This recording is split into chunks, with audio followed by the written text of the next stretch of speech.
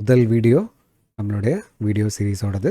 இந்த வீடியோவில் நம்ம என்ன கற்றுக்க போகிறோன்னா, நம்ம யூஸ் பண்ண போகிற அந்த மைக்ரோசாஃப்ட் எக்ஸல் அப்ளிகேஷனை பற்றி சம்மந்தப்பட்ட சில டெர்மினாலஜிஸ் இருக்குது. அந்த வார்த்தைகள் நான் டெர்மினாலஜிஸ்ன்னு சொல்லும்போது நான் எதை ரெஃபர் பண்ணுறேன் அப்படின்னு பார்த்தீங்கன்னா, நான் யூஸ் பண்ண போகிற வார்த்தைகள் ஸ்க்ரீனில் இருக்க ஒரு குறிப்பிட்ட இடத்த நான் வந்து ரெஃபர் பண்ணுறதுக்காக அந்த வார்த்தையை யூஸ் பண்ணுவேன். அந்த டேர்மை யூஸ் பண்ணும்போது நீங்கள் ஸ்க்ரீனில் எங்கே போகணும் அப்படின்றது தெரியணும். அது ரொம்ப முக்கியம். அடுத்த விஷயம் வந்து நம்ம யூஸ் பண்ண போகிற அந்த எக்ஸல் அப்ளிகேஷனோட இன்டர்ஃபேஸு அது வந்து நமக்கு கம்ஃபர்டபுள் ஆயிடணும். ஸோ அதுக்காக தான் இந்த வீடியோ. ஸோ இப்போ நம்ம ஒரு எக்ஸல் அப்ளிகேஷனை ஓப்பன் பண்ணி அந்த இன்டர்ஃபேஸில் இருக்கிற விஷயங்களை புரிஞ்சுக்கிட்டு ஸ்டார்ட் பண்ணுறதுக்கான ஒரு ஒரு ஆரம்பம் தான் இந்த வீடியோன்னு சொல்லலாம். ஸோ நம்ம இப்போது ஸ்டார்ட் பண்ணலாம். எக்ஸலில் வந்து பார்த்திங்கன்னா நிறைய வேர்ஷன்ஸ் இருக்குது. ஓகே, இன்றைக்கி மார்க்கெட்டில் எக்ஸல் ஆரம்பித்தது பார்த்திங்கன்னா 1985 எக்ஸலை கண்டுபிடிச்சாங்க. பட் அப்போத்துலேருந்து அது தழுவி நிறைய வேர்ஷன்ஸ் மாதிரி இம்ப்ரூவ் ஆகிட்டு வந்துக்கிட்டே இருக்குது. இந்த சாஃப்ட்வேர் இண்டஸ்ட்ரியில் இருக்க பெரிய பிரச்சனை என்னன்னு கேட்டிங்கன்னா, நம்ம ஒரு வேர்ஷன் கற்றுக்கும் போது இன்னும் அது மாஸ்டர் ஆகும்போது அது அவுடேட் ஆகிடும். அப்புறம் புது வேர்ஷன் கற்றுக்கிற மாதிரி அமைஞ்சிடும். ஸோ எக்ஸலை பொறுத்த வரைக்கும் ஒரு சின்ன அட்வான்டேஜ் என்னென்னா, நீங்கள் ஒரு வேர்ஷனில் கற்றுக்கிட்டிங்கன்னா அடுத்த வேர்ஷன் போகும்போது ரொம்ப மினிமல் சேஞ்ச் தான். என்ன கேட்டிங்கன்னா ஒரு 5-10% தான் பெரிய டிஃப்ரென்ஸ் இருக்குமே தவிர, மற்றபடி நீங்கள் ஒரு வேர்ஷன் கற்றுக்கிட்டிங்கனாலே மற்ற எல்லா வேர்ஷனையும் உங்களால் யூஸ் பண்ண முடியும்.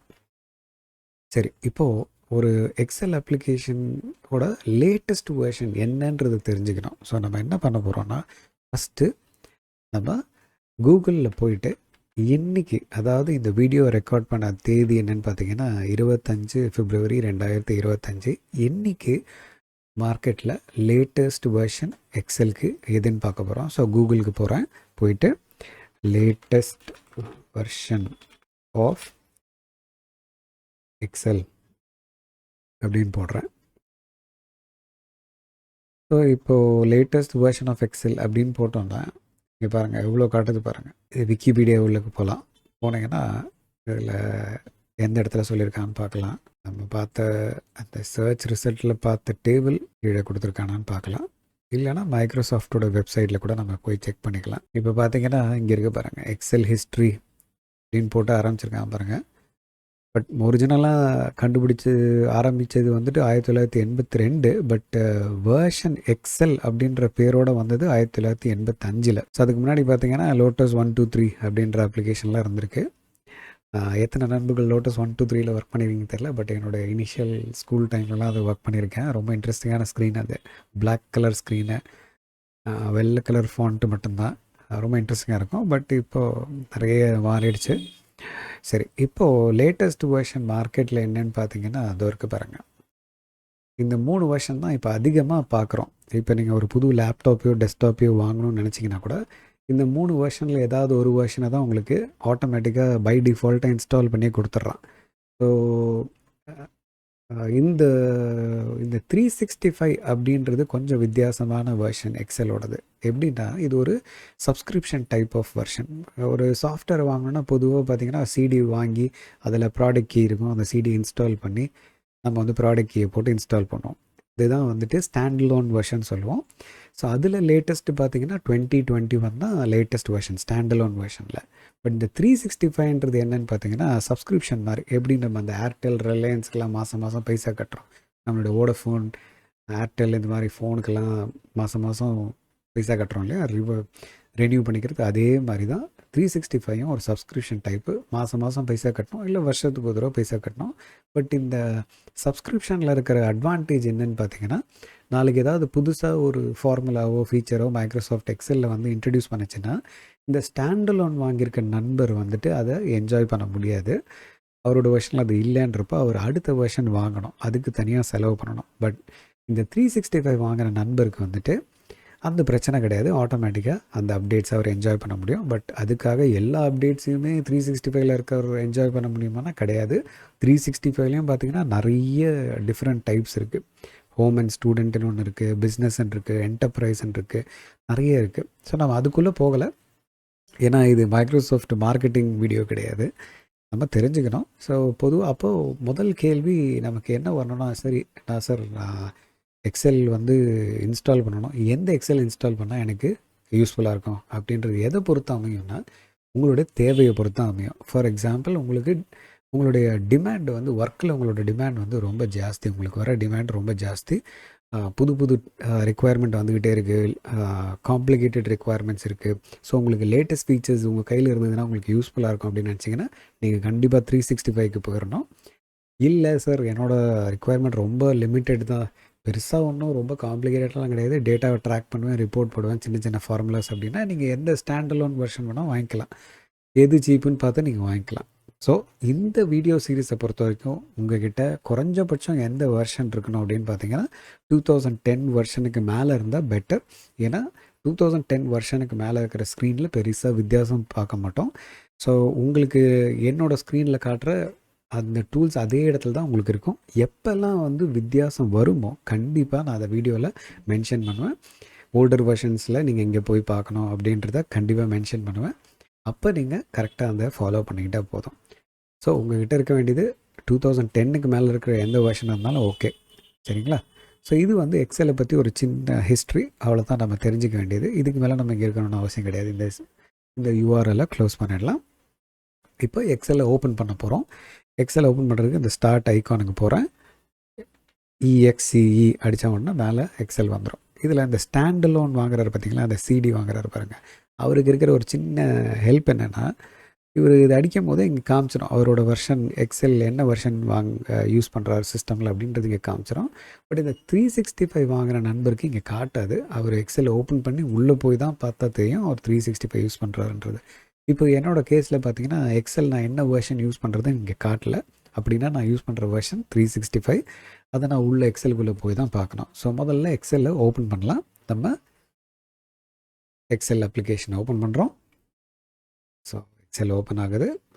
இப்போ கவனிச்சிருந்தீங்கன்னா தெரியல, எனக்கு சின்ன ஒரு விண்டோ மாதிரி வந்து அதில் 365ன்னு மேலே இருந்தது. நீங்கள் வீடியோவை பாஸ் பண்ணி கூட பார்த்துருக்கலாம்.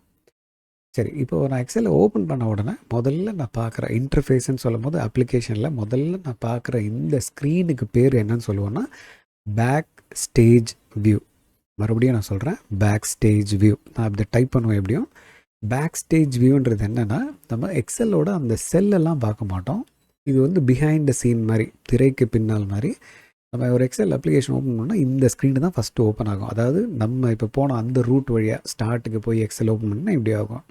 சில நண்பர்கள் என்ன பண்ணுவாங்கன்னா, எங்கே ஃபைலை க்ரியேட் பண்ணணுமோ அங்கே ரைட் கிளிக் பண்ணி நியூ எக்ஸல் ஒர்க் புக் அப்படின்றத கிளிக் பண்ணி அப்படியே ஃபைலை ஓப்பன் பண்ணிவிடுவாங்க. பட் அந்த நண்பர்கள் இந்த மாதிரி பார்க்க முடியாது, ஸ்ட்ரைட்டாக எக்ஸல் ஷீட்டுக்கே போயிடுவாங்க.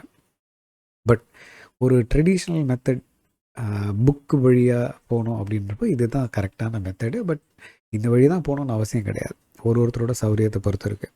சரி, இந்த பேக் ஸ்டேஜ் வியூவில் நம்ம வந்து பார்க்க வேண்டியது 3 இடங்கள். முதல் விஷயம் இந்த இடம் இங்கே பார்த்தீங்கன்னா ரீசெண்ட், ஃபேவரட், ஷேர்ட் வித் மீன் இருக்கு பாருங்கள். இந்த ரீசெண்ட்ன்றது எதை குறிக்குதுன்னா, நான் ரீசெண்டாக ஒர்க் பண்ண எல்லா எக்ஸல் ஃபைலையும் இங்கே காட்டும்.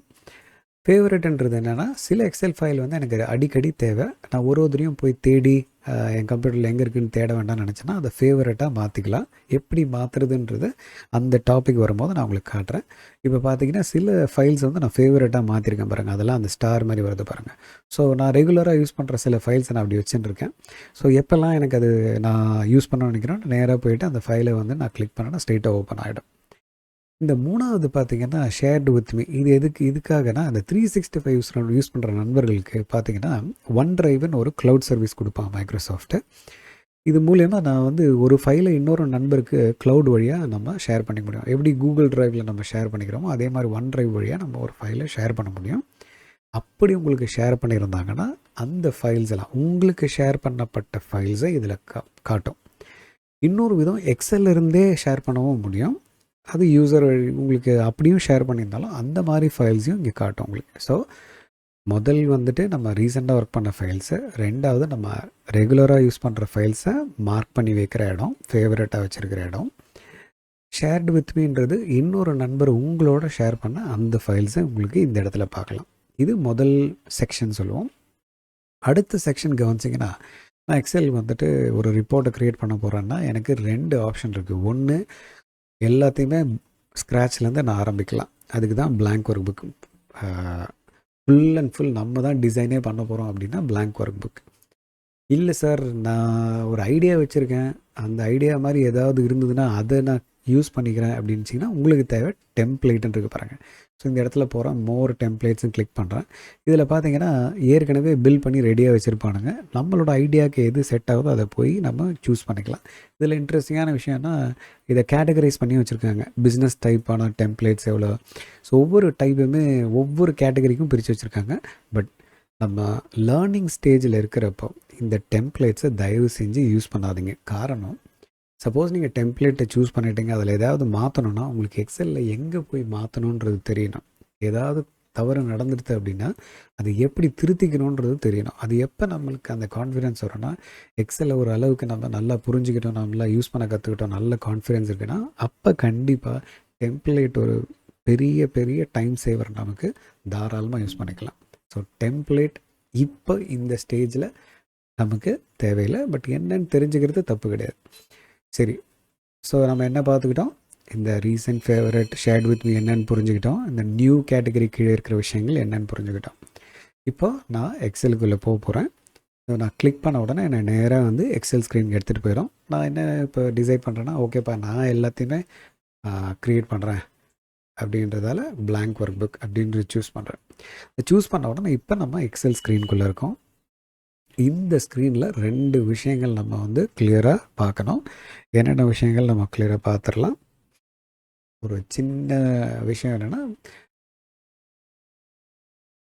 நான் உங்களுக்கு அந்த ஸ்க்ரீனில் ரொம்ப சின்னதாக இருக்கும். ஸோ நம்மளை கம்ஃபர்டபுளாக வச்சுக்கிறதுக்கு ஒரு இந்த மேக்னிஃபயர் அப்படின்றத யூஸ் பண்ணுறேன். ஓகே, இப்போ உங்களால் ஸ்க்ரீனில் பார்க்க முடியுதான் பாருங்கள். இப்போது இந்த பார்த்தீங்கன்னா,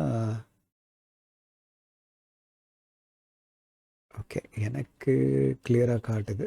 பட் உங்களுக்கு ஸ்க்ரீனில் சரி ஒன்று பண்ணலாம், கொஞ்சம்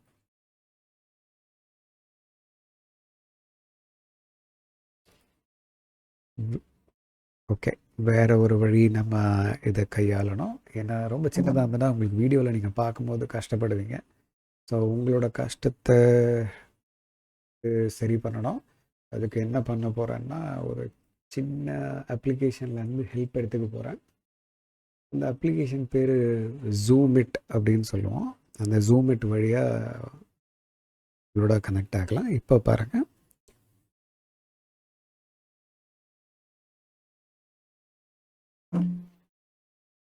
சரி இப்போ ரைட்.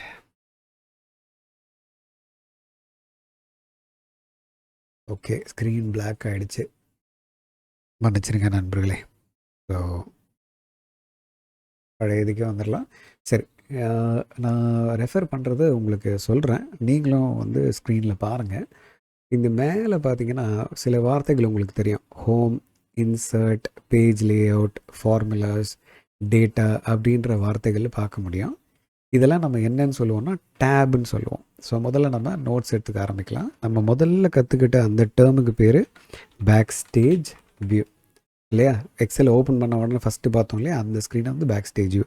இப்போ நம்ம கற்றுக்கிறது டேப்ஸ்ன்னு சொல்லுவோம். டேப்ஸ்னால் இந்த வார்த்தைகள் home, insert, page layout, formulas, அது வந்து மெயின் மெனு மாதிரி ஒவ்வொரு மெனுவை தான் என்ன சொல்லியிருக்கானுங்க, டேப்னு சொல்லியிருக்கானுங்க. ஸோ ஒரு மெனுக்குள்ளே போனோன்னா சப் மெனுன்னு இருக்கும். இப்போ ஃபார் எக்ஸாம்பிள் எனக்கு ஒரு சார்ட்டை க்ரியேட் பண்ணோன்னா நான் இன்சர்ட் டேபுக்கு போனோம், அப்புறம் சார்ட் எங்கே இருக்குதுன்னு பார்க்கணும். ஸோ அந்த சார்ட்டுன்றது இந்த சார்ட்ஸ் அப்படின்ற ஒரு குரூப்புக்குள்ளே இருக்குது. இது பார்த்திங்கன்னா ஒரு டேபுக்குள்ளே போனீங்கன்னா இந்த மாதிரி வார்த்தைகள், நான் இப்போ இன்சர்ட் டேபில் இருக்கேன், இந்த வார்த்தைகள் பாருங்கள், tables, illustrations, controls, shorts, spark lines. இதே நான் ஹோம் டேபுக்கு போகிறேன். இப்போ பாருங்கள் வார்த்தைகள், clip board, font, alignment. So அதெல்லாம் என்னன்னு சொல்லுவோன்னா குரூப்ஸுன்னு சொல்லுவோம். ஸோ நான் எனக்கு தேவையான ஒரு டூலை நான் ஆக்சஸ் பண்ணணுன்னா எக்ஸலில் எனக்கு என்ன தெரிஞ்சிருக்கணும்னா அது எந்த டேபில் இருக்குது, எந்த குரூப்பில் இருக்குதுன்னு தெரிஞ்சிருக்கணும். ஏன்னா நம்ம பேசும்போதும் இனி வரப்போகிற வீடியோவில் நான் தான் சொல்லுவேன். எக்ஸாம்பிள், ஒரு சின்ன எக்ஸாம்பிள் சொல்கிறேன். சப்போஸ் நீங்கள் வந்து எனக்கு கண்டிஷனல் ஃபார்மேட்டிங் அப்படின்ற ஒரு டூலை நீங்கள் ஓப்பன் பண்ணணும் அப்படின்னா நான் எப்படி உங்களை நேவிகேட் பண்ணுவேன் அப்படின்னு பார்த்தீங்கன்னா ஹோம் டேபுக்கு போங்கன்னு சொல்லுவேன். ஸ்டைல்ஸ்னு ஒரு குரூப் இருக்கும். அந்த குரூப்புக்கு போனீங்கன்னா அங்கே தான் கண்டிஷ்னல் ஃபார்மேட்டிங் அப்படின்றது இருக்கும். ஸோ இப்படி தான் நம்ம நேவிகேட் பண்ணுவோம். ஸோ ஹோம் டேபுக்கு போங்க அப்படின் போது மேலே பார்க்கணும், டேபுன்னு சொல்லும் போது இங்கே பார்க்கணும். சரி, ஹோம் டேபுக்கு வந்த அப்புறமா ஸ்டைல்ஸ் குரூப்புக்கு பாருங்கள் அப்படின்னா இந்த வார்த்தைகளை பார்க்கணும். ஸ்டைல்ஸுன்ற குரூப் எங்கே இருக்குன்னு பார்த்து அதில் கண்டிஷனல் ஃபார்மேட்டிங். இப்போ அதே மாதிரி ப்ரொடெக்ட் ஒர்க் புக் அப்படின்ற ஒரு டூல் எங்கே இருக்குதுன்னு பார்க்க போகிறேன். அது எங்கே இருக்குன்னா டேட்டா டேபில் எங்கே இருக்குதுன்னு பார்க்க போகிறேன். டேட்டா டேப்லையா இல்லை ரெவ்யூ டேப்லையா? கரெக்ட், ரெவ்யூ டேபில் ப்ரொடெக்ட்ன்ற குரூப்பில் ப்ரொடெக்ட் ஒர்க் புக் அப்படின்றது இருக்குது. ஸோ இப்போ எனக்கு அது எந்த டேபில் இருக்கணும், எந்த குரூப்பில் இருக்கணுன்றது தெரிஞ்சிருக்கணும். அப்போ தான் அந்த டூலை நான் யூஸ் பண்ணிக்க முடியும். இப்போ கேள்வி வரலாம், சார் எப்படி சார் இப்போ பார்த்தீங்கன்னா நான் எப்படி ஞாபகம் வச்சுக்கிறது? நிறைய இருக்குது. ஒவ்வொரு டேபுக்குள்ளேயும் பார்த்தீங்கன்னா நிறைய டூல்ஸ் இருக்குது, நிறைய குரூப்ஸும் இருக்குது. எல்லா டேபையும் ஞாபகம் வச்சுக்கிறதும் கஷ்டம், எல்லா குரூப்பும் ஞாபகம் வச்சுக்கிறதும் கஷ்டம். அப்படி உங்களுக்கு அந்த கஷ்டம் வேண்டாம் அப்படின்னு நினச்சிங்கன்னா நீங்கள் எந்த டூலெல்லாம் ரெகுலராக யூஸ் பண்ணுவீங்களோ எக்ஸலில் அதை வந்து நீங்கள் ஒரு இடத்துல வச்சுக்க முடியும். அது அந்த இடத்துக்கு பேர் என்னன்னு சொல்கிறாங்கன்னா குயிக் ஆக்சஸ் டூல்பார் அப்படின்னு சொல்லுவோம். இதை வந்து ஷார்ட்டாக ஸ்டைலிஷாக எப்படி கூப்பிடுவானுங்கன்னா குவாட்டுன்னு சொல்லுவோம், குயிக் ஆக்சஸ் டூல்பார். இந்த குயிக் ஆக்சஸ் டூல்பார்ன்றது எதை ரெஃபர் பண்ணுதுன்னு பார்த்தீங்கன்னா நம்மளோட அந்த ஹோம் டேபுக்கு மேலே பார்த்தீங்கன்னா இந்த அன்டூ பட்டனு ஒரு ஃப்ளாப்பி டிஸ்க் சிம்பிள் மாதிரி ஒன்று தெரியும். இதுதான் குயிக் ஆக்சஸ் டூல்பார்னு சொல்லுவோம். அந்த பேரே பாருங்கள், குயிக் ஆக்சஸ் டூல்பார். ஒரு டூலை குயிக்காக ஆக்சஸ் பண்ணுற ஏரியா அது. எக்ஸாம்பிள், எனக்கு வந்து இப்போ ஒரு பார் சார்ட்டை க்ரியேட் பண்ணணும்ப்பா, எனக்கு ஆனால் எந்த டேபில் இருக்குதுன்னு தெரியாது, அதுக்கான ஷார்ட்கட் கீயும் தெரியாது அப்படின்னா அந்த பார் சார்ட்டை எப்படி நான் இந்த இடத்துக்கு கொண்டு வருதுன்னு பாருங்கள். ஸோ இப்போ நான் அந்த குயிக் ஆக்சஸ் டூல் பார் பக்கத்தில் இருக்க அந்த சின்ன டவுன்வேர்ட் இருக்கிற ஆரோவை கிளிக் பண்ணுறேன். இங்கே சார்ட் இருக்கான்னு பார்க்குறேன். இந்த லிஸ்ட்டில் கொடுத்துருக்க லிஸ்ட்டில் சார்ட் இருக்கான்னு பார்க்குறேன், இல்லை. ஸோ அதனால் வந்து நான் வந்து இப்போ ஆட் பண்ணணும். ஸோ ஆட் பண்ணுறதுக்காக மோர் கமாண்ட்ஸ் அப்படின்றத கிளிக் பண்ணுறேன். இது என்னை இன்னொரு ஸ்க்ரீனுக்கு எடுத்துகிட்டு போகுது. இப்போ இதில் பார்த்தீங்கன்னா ரொம்ப பாப்புலர் கமாண்ட்ஸை மட்டும் காட்டுது. எனக்கு பாப்புலர் கமாண்ட்ஸ் வேணாம், ஆல் கமாண்ட்ஸ் வேணும். எக்ஸலில் இருக்க எல்லா கமாண்டையும் காட்டுன்னு சொல்கிறேன். இது என்ன பண்ணால் எனக்கு இப்போ எக்ஸலில் இருக்கிற எல்லா கமாண்டையும் காட்டும். இதில் நான் சார்ட்டை கண்டுபிடிக்கணும். இந்த லிஸ்ட்டு வந்து ரொம்ப பெருசு, பட் இதில் இருக்க சின்ன அட்வான்டேஜ் என்னென்னா இது எல்லாமே ஆல்ஃபபெட்டிக்கல் ஆர்டரில் அரேஞ்ச் பண்ணியிருக்கேன். ஸோ எனக்கு சார்ட் வேணும்னா சார்ட்டுன்றது எந்த எழுத்தில் ஸ்டார்ட் ஆகுது? சி. ஸோ நான் சின்றதை ப்ரெஸ் பண்ணேன்னா ஆட்டோமேட்டிக்காக சியில் ஸ்டார்ட் ஆகிற அந்த டூல்ஸ்க்கு நம்மளை எடுத்துகிட்டு போயிடும். அங்கேருந்து நம்ம ஸ்க்ரால் பண்ணி சார்ட் எங்கே இருக்குதுன்னு கண்டுபிடிச்சிக்கணும். இது பாருங்கள், இப்போ நமக்கு இங்கே சார்ட் இருக்குது பாருங்கள். ஸோ சார்ட் இங்கே இருக்குது, அதை சூஸ் பண்ணிக்கிறோம். ஆட், அந்த நடுவில் இருக்க அந்த ஆட் பட்டனை கிளிக் பண்ணால் அந்த சார்ட் வந்து நம்மளோட குயிக் ஆக்சஸ் டூல் பாரில் ஆட் ஆகிடுச்சு. இப்போ ஓகே அப்படின்னு கொடுத்துட்டேன்னா இப்போ நம்ம சார்ட்டு ரெடி. சார்ட்டை நெக்ஸ்ட் டைம் க்ரியேட் பண்ணணும்னு நினச்சோன்னா நம்ம போய் இன்சர்ட் டேபில் போய் எங்கே இருக்குதுன்னு தேட வேண்டாம், இல்லை எந்த டேபில் இருக்குதுன்னு ஞாபகம் வச்சுக்க வேண்டாம். நேராக குயிக் ஆக்சஸ் டூல் பாரில் கிளிக் பண்ணோன்னா நம்மளை சார்ட்டை க்ரியேட் பண்ணுறதுக்கான ப்ராசஸ்க்கு எடுத்துகிட்டு போக ஆரம்பிச்சிடும். ஸோ இப்போ எனக்கு ஒவ்வொரு டூலும் நான் இப்படி தான் ஆட் பண்ணணுமா, வேறு ஏதாவது வழி இருக்கான்னா தாராளமாக இருக்குது. இப்போ நான் முதல்ல உங்களுக்கு காமிச்ச இந்த மோர் கமாண்ட்ஸ் வழியாக போய் நம்ம சார்ட்டை கொண்டு வந்தோம் இல்லையா, அது கொஞ்சம் லென்த்தியர் ப்ராசஸ். இது ஒரு சின்ன ட்ரிக் இருக்குது. ஃபார் எக்ஸாம்பிள், எனக்கு வந்து இந்த ரேப் டெக்ஸ்ட்னு ஒரு டூல் இருக்குது, அதை குயிக் ஆக்சஸ் டூல் பாரில் ஆட் பண்ணணும்னு நினைக்கிறேன். பட் ரேப் டெக்ஸ்ட் வந்து இங்கே இல்லை. ஸோ நான் எப்படி கொண்டு வரேன்னு பாருங்கள். ஹோம் டேப்பில் தான் அந்த டூல் இருக்குதுன்னு எனக்கு தெரியும், பட் அடுத்த தடவை நான் ஒவ்வொரு தடவையும் ஹோம் டேப் போவேன்னு நினைக்கிறேன். ஸோ இந்த ரேப் டெக்ஸ்ட்டை நான் எப்படி கொண்டு வரேன்னு பாருங்கள். அந்த ரேப் டெக்ஸ்ட்டுக்கு மேலே வச்சு ரைட் கிளிக் பண்ணேன்னா முதல் ஆப்ஷனே add to quick access tool bar. So அதை கிளிக் பண்ண உடனே ஆட்டோமேட்டிக்காக நம்மளோட ரேப் டெக்ஸ்ட் அங்கே ஆட் ஆகிடும். வேண்டாம்ப்பா, எனக்கு இது குயிக் ஆக்சஸ் டூல் பாரில் வேண்டாம் எடுத்துனாலும் திருப்பி அதே ரைட் கிளிக் தான். குயிக் ஆக்சஸ் டூல் பாருக்கு போயிட்டு எந்த டூல் வேண்டாம்னு நினைக்கிறோமோ அதை ரைட் கிளிக் பண்ணிங்கன்னா remove from quick access tool bar. So ஒரு டூலை ஆட் பண்ணுறதுக்கும் ரிமூவ் பண்ணுறதுக்கும் நம்ம ரைட் கிளிக் வழியாகவே பண்ணிக்கலாம். இன்னொரு இன்ட்ரெஸ்டிங்கான விஷயம் என்னென்னு பார்த்தீங்கன்னா, இப்போ நம்ம இந்த ரேப் டெக்ஸ்ட்டை ஆட் பண்ணுற மறுபடியும் அதே மாதிரி இந்த மர்ஜ் அண்ட் சென்டர் அதையும் ஆட் பண்ணிக்கிறேன். பட் எனக்கு இதில் என்ன சேலஞ்சுனா, எது ரேப் டெக்ஸ்ட்டு எது மர்ஜ் அண்ட் சென்டர்னு எனக்கு தெரியாது. எப்போ எனக்கு தெரியும்னா, நான் கொண்டு போய் மவுஸ் அது மேலே வச்சா தான் அது காட்டும் அது என்ன டூல்னு. இதுதான் குயிக் ஆக்சஸ் டூல் பாரில் இருக்க ஒரு சின்ன பிரச்சனை. இதுக்கும் ஒரு தீர்வு இருக்குது. இது எப்படி நம்ம சால்வ் பண்ணலாம் அப்படின்னு பார்த்தீங்கன்னா, இந்த டவுன்லோட் ஆரை கிளிக் பண்ணோன்னா ஷோ பிலோ த ரிப்பன் இந்த ரிப்பன்றது எதை குறிக்குதுன்னா அந்த டேபும் குரூப்பும் இந்த ரெக்டாங்கிள் ஸ்ட்ரக்சர் மாதிரி இருக்குது பார்த்தீங்களா, இந்த ஃபுல் பிளாக் மேலே இருக்க அந்த ரெக்டாங்கிள் பிளாக்கை தான் ரிப்பன்னு சொல்கிறோம். இப்போ நான் ஷோ பிலோ த ரிப்பன் சொன்னேன்னா ஆட்டோமேட்டிக்காக கீழே வந்துடுது பாருங்கள். இப்போ வித்தியாசம் என்னென்னா மேலே இருக்கும் போது அந்த ஐகான் மட்டும்தான் தெரிஞ்சது. இப்போ கீழே அந்த ஐகானோட சேர்த்து அந்த ஐகானுக்கான பேரும் நம்மளால் பார்க்க முடியுது. ஸோ இது ரொம்ப கம்ஃபர்டபுள் நமக்கு. ஒரு சின்ன வேண்டுகோள், இந்த குயிக் ஆக்சஸ் டூல் பார் பொறுத்த வரைக்கும் எல்லாத்தையும் கொண்டு வந்து நம்ம இங்கே போட்டுறக்கூடாது.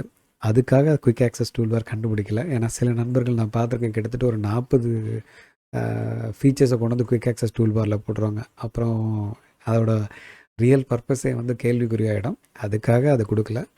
நீங்கள் யூஸ் பண்ணுற ரொம்ப காம்ப்ளிகேட்டடான டூல்ஸை உங்களால் ஷார்ட்கட் கீ வச்சு ஞாபகம் வச்சுக்க முடியாத விஷயங்களை மட்டும் இந்த இடத்துல பண்ணிக்கோங்க. மற்றது எல்லாத்துக்கும் நீங்கள் ஷார்ட்கட் கீ யூஸ் பண்ணுறது பெட்டர். நம்ம ஷார்ட்கட் கீஸை வந்து டிஸ்கஸ் பண்ணுவோம்.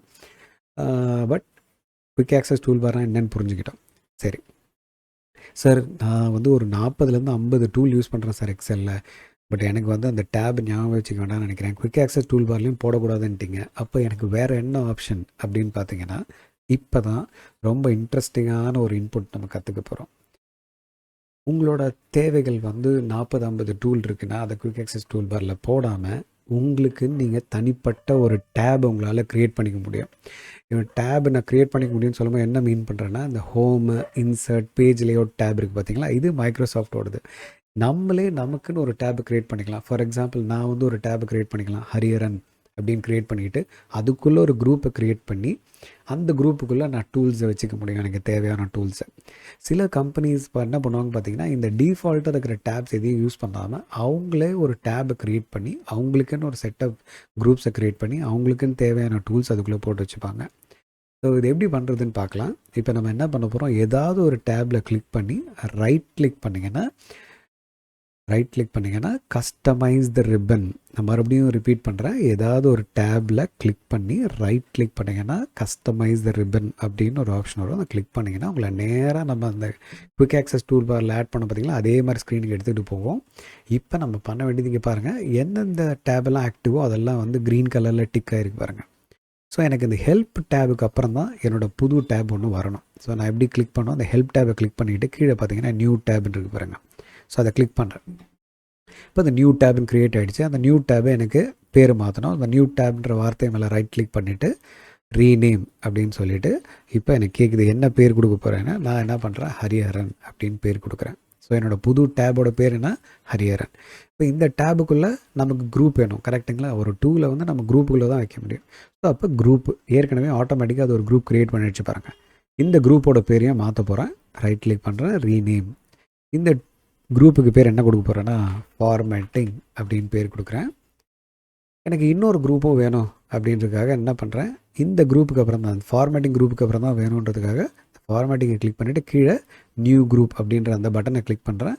மறுபடியும் அந்த ரீநேம் ஆப்ஷனுக்கு போயிட்டு அதுக்கு பேரை மாற்றுறேன். இந்த குரூப்புக்கு பேர் என்னன்னு சொல்கிறேன், விஷுவலைசேஷன் அப்படின்னு பேர் கொடுக்குறேன்.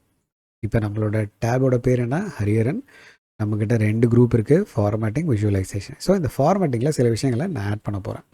என்னென்னலாம் ஆட் பண்ண போகிறேன் இந்த குரூப்பில் அப்படின்னு பார்த்தீங்கன்னா, அந்த ஃபில் கலர் ஆட் பண்ணுறேன், ஃபாண்ட்டு ஆட் பண்ணிக்கிறேன், font colour, font size. So அடுத்தது போல்டு, சென்டர்.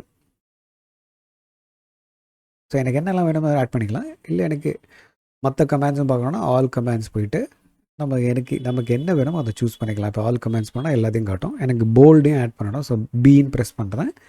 ப்ரெஸ் பண்ணோன்னா இங்கே இருக்குது பாருங்கள், போல்டு ஆட் பண்ணிக்கிறேன். இப்போ இதெல்லாம் வந்து ஃபார்மேட்டிங்க்கு.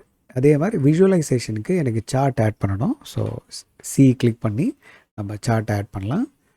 CHART இருக்கா, இங்கே இருக்குது பாருங்கள். ஸோ சார்ட் ஆட் பண்ணிக்கிறோம். இதுக்கப்புறம் கண்டிஷனல் ஃபார்மேட்டிங் அதையும் ஆட் பண்ணோம். ஸோ சியில் ஆரம்பிக்கிறது, CO கண்டிஷ்னல் ஃபார்மேட்டிங். ஸோ அது எங்கேன்னு தேடுறேன், கண்டிஷ்னல் இங்கே இருக்குது பாருங்கள், ரேட் பண்ணோம், ஆட் பண்ணிட்டோம். ஸோ இப்போ நமக்கு தேவையானதை ஆட் பண்ணி, சப்போஸ் நீங்கள் தப்பாக ஆட் பண்ணிட்டீங்க, உங்களுக்கு வேண்டாம் இந்த குரூப்பில் ஆட் பண்ணது அந்த குரூப்பில் ஆட் பண்ணிங்க அப்படின்னா நீங்கள் கிளிக் பண்ணி ட்ராக் பண்ணி குரூப்புக்கு நடுவில் ட்ராக் பண்ணி ட்ராப் பண்ணிக்கலாம். இப்போ பாருங்கள், நான் ஃபாண்ட் சைஸ் இங்கேருந்து அங்கே ட்ராக் பண்ணி ட்ராப் பண்ணலாம். சப்போஸ் வேண்டாம்னு நினச்சிங்கன்னா ரைட் கிளிக் பண்ணி ரிமூவ் பண்ணிக்கலாம். ஸோ ஒன்ஸ் நம்ம எல்லாம் பண்ணி முடிச்சிட்டோம் அப்படின்னா ஓகேன்னு கொடுத்தீங்கன்னா இப்போ அந்த மேஜிக் நடக்க போகுது. இப்போ பாருங்கள், நம்ம க்ரியேட் பண்ண டேப் வந்திருக்கு ஹரிஹரன். 2 குரூப்பை க்ரியேட் பண்ணோம். ஃபார்மேட்டிங், விஷுவலைசேஷன், நம்ம ஆட் பண்ண ஃபீச்சர்ஸ்லாம் வந்திருக்கு. ஸோ இனிமேல் இந்த டேபுக்கு நான் போக வேண்டிய அவசியம் இருக்காது. ஸோ இந்த வீடியோவோட முடிவுக்கு நம்ம வந்துட்டோம். சரி, இந்த வீடியோவில் நம்ம என்னெல்லாம் கற்றுக்கிட்டோம்? முதல்ல எக்ஸலில் என்னென்ன வேர்ஷன்ஸ் இருக்குது, எக்ஸல் எப்போ கண்டுபிடிச்சாங்க, என்ன வேர்ஷன்ஸ், என்ன டைப் ஆஃப் வேர்ஷன்ஸ் இருக்குது. அடுத்தது நம்ம தெரிஞ்சுக்கிட்டது எக்ஸலை ஓப்பன் பண்ணும்போது பார்க்குற ஸ்க்ரீனோட பேர் back stage view. Excel open பண்ண நம்ம பார்க்குற இந்த வார்த்தைகளுக்கு பேர் டேப்ஸு. ஒவ்வொரு டேபுக்குள்ளே இருக்கிற அந்த சப்செக்ஷனுக்கு பேர் குரூப்ஸு. ஸோ ஒரு டூல் ஆக்சஸ் பண்ணோன்னா எனக்கு எந்த டேபில் இருக்குது, எந்த குரூப்பில் இருக்குதுன்னு தெரியணும். சப்போஸ் நான் ரொம்ப ஃப்ரீக்வெண்ட்டாக சில டூல்ஸை யூஸ் பண்ணேன்னா அதை நான் வந்து குவிக் ஆக்சஸ் டூல் பார் அப்படின்ற அந்த ஏரியாவில் போட்டு வச்சுக்கலாம். சப்போஸ் என்னோடய தேவைகள் அதிகம் அப்படின்னு நினச்சோன்னா அதை வந்து ஒரு செப்பரேட்டான ஒரு டேப்லேயும் நம்மளால் போட்டு வச்சுக்க முடியும். பட் நம்ம டேபை க்ரியேட் பண்ணி, குரூப்பை க்ரியேட் பண்ணி அதுக்குள்ளே போட்டுக்கலாம்.